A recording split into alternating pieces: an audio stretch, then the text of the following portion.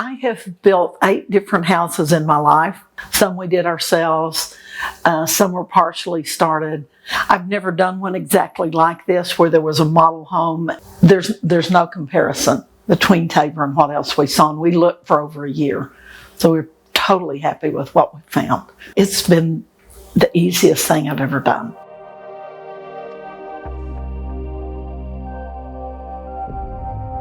We found a great lake lot. We did the Bea Sprouse, so it's got 7 windows on the lake, which is just, marvelous. We actually weren't just looking for Tabor. When we found a home, we've looked all over Edmond. We looked for land to buy and build.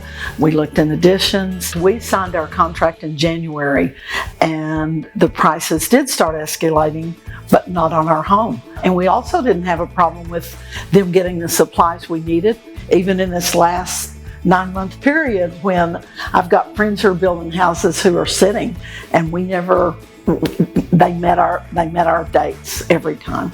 You've narrowed it down to a lot of quality choices. You kind of can't go wrong at that design center because they're all great choices. They've done exactly what they said when they said. It's probably overbuilt for sure.